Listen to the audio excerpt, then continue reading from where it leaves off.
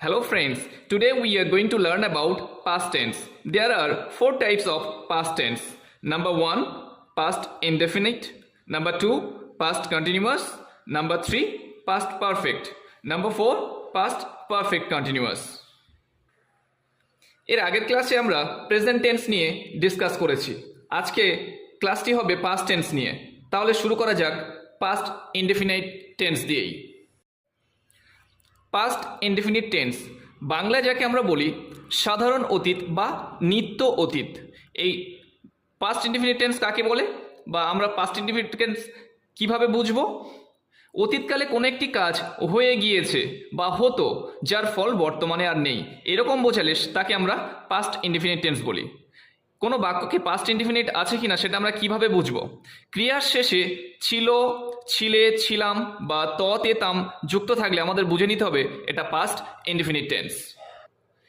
এই টেন্সে বাক্য গঠন করতে গেলে আমাদের যে ফর্মুলাটা প্রয়োগ করতে হবে সেটা হলো সাবজেক্ট প্লাস ভার্ব টু, ভার্বের পাস্ট ফর্ম হবে, তারপরেই আসবে অবজেক্ট। একদম সিম্পল। তাহলে আমরা এক্সাম্পলগুলো দেখে নেব। আমি বিদ্যালয়ে গিয়েছিলাম, আই ওয়েন্ট টু স্কুল। সাবজেক্টের পরে ওয়েন্ট, গো এর ফার্স্ট ফর্ম এসে গেল ওয়েন্ট টু স্কুল, আমি বিদ্যালয়ে গিয়েছিলাম। নেক্সট, তুমি কাজটি করেছিলে, ইউ ডিড দ্য ওয়ার্ক। ইউর পরে সাবজেক্টের পরে এসে গেল ডিড, ডু এর পাস্ট ফর্ম, যেহেতু এখানে ভি টু ইউজ করবো, ডু এর first form did, you did the work. Next, সে এখানে এসেছিল, হি কেম হিয়ার। কামের ফার্স্ট ফর্ম এসে গেল কেম, হি কেম হিয়ার।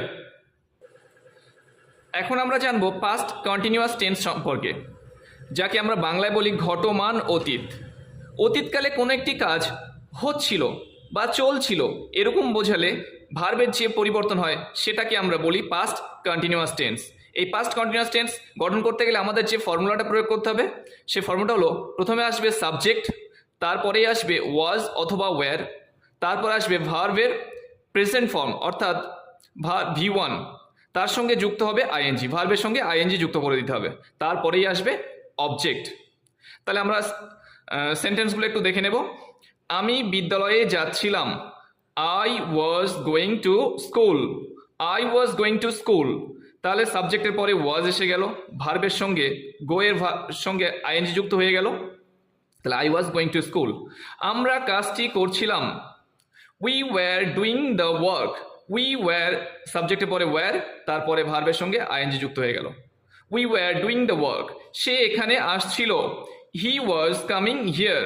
সাবজেক্টের পরে এসে গেল ওয়াজ এবং তারপরে যুক্ত হলো ভার্বের সঙ্গে ING, he was coming here. এরপরে চলে আসছি আমরা পাস্ট পারফেক্ট টেন্সে। পাস্ট পারফেক্ট টেন্স যাকে বাংলায় বলছি পুরা ঘটিত অতীত, অর্থাৎ অতীতকালে দুটো কাজ ঘটবে, সেই দুটো কাজের মধ্যে যে কাজটা আগে ঘটে গিয়েছিল সেই কাজটাকে আমরা পাস্ট পারফেক্ট ধরব। এখানে একটা রুলস হলো, দুটি কাজের মধ্যে যেটি আগে ঘটেছিল সেই কাজটিকে পাস্ট পারফেক্ট ধরা হবে এবং অপর কাজটিকে সিম্পল পাস্ট হিসেবে ধরা হবে। তাহলে এই টেন্স গঠন করতে গেলে আমাদের যে ফর্মুলাটা প্রয়োগ করতে হবে সেটা হলো subject plus had plus verb 3, অর্থাৎ ভার্বের থার্ড ফর্ম অর্থাৎ পাস্ট পার্টিসিপল ফর্ম এখানে আমরা ব্যবহার করব। এরপরে চলে আসবে বিফোর, তারপরে যে বাক্যটা যে অংশটুকু থাকবে যে কাজটা হবে সেটাকে আমরা সিম্পল পাস্ট ধরবো। তাহলে এক্সাম্পলগুলো আমরা দেখে নেব। তার যাওয়ার আগে আমি গিয়েছিলাম। তাহলে এখানে দুটো কাজ ঘটেছে, তার যাওয়ার আগে সে গিয়েছিল আর আমি গিয়েছিলাম, দুটো কাজ এখানে ঘটেছে। দুটো কাজের মধ্যে কোনটা আগে ঘটেছে সেটাকে আমাদের আগে লক্ষ্য করতে হবে, সেটাকে আমাদের বেছে নিতে হবে। তার যাওয়ার আগে আমি গিয়েছিলাম, তাহলে আমি গিয়েছিলাম এই কাজটা আগে ঘটেছে, তাহলে এটাকে আমরা ধরবো পাস্ট পারফেক্ট টেন্স। তাহলে এটাকে আমরা ট্রান্সলেট করব, আই হ্যাড গন, যেহেতু সাবজেক্টের পরে হ্যাড, আই হ্যাড গন আমি গিয়েছিলাম, তারপরে আছে বিফোর, বিফোর হি ওয়েন্ট তার যাওয়ার আগে। নেক্সট যে অংশটুকু থাকছে সেটাকে আমরা সিম্পল পাস্ট হিসেবে ধরি, সেজন্য হলো I had gone before he went. Next sentence হলো, ডাক্তার আসার পূর্বে রোগীটি মারা গিয়েছিল। তাহলে এখানে কোন কাজটা আগে ঘটছে? রোগীটি মারা গিয়েছিল, তারপরেই ডাক্তার এসেছিল, সেজন্য আমরা রোগীটি মারা গিয়েছিল এটাকে পাস্ট পারফেক্ট ধরবো। The patient had died before doctor came. The patient had died before doctor came. Next, তাদের পৌঁছবার পূর্বে ট্রেনটি ছেড়েছিল।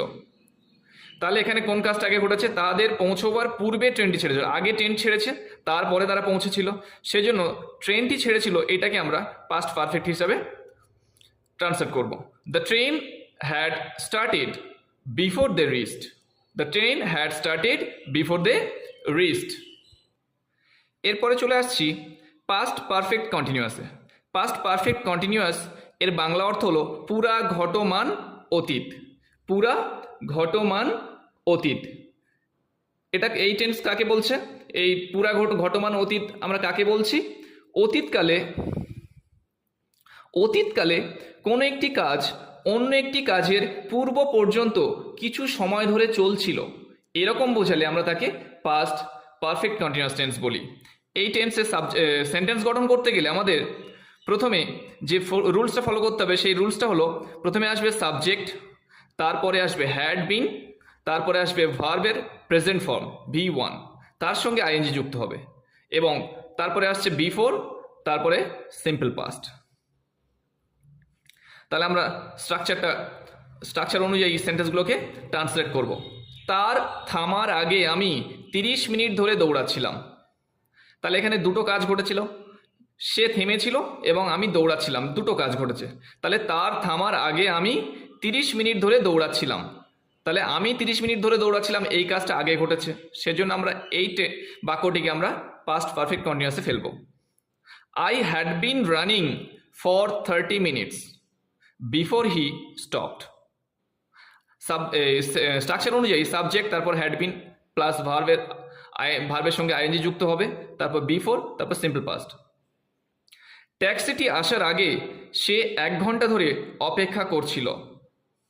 তাহলে সে 1 ঘন্টা ধরে অপেক্ষা করছিল, এটাই কাজটা আগে ঘটেছে, সেজন্য এটাকে আমরা ট্রান্সলেট করব। প্রথমে he had been waiting for an hour before the taxi arrived.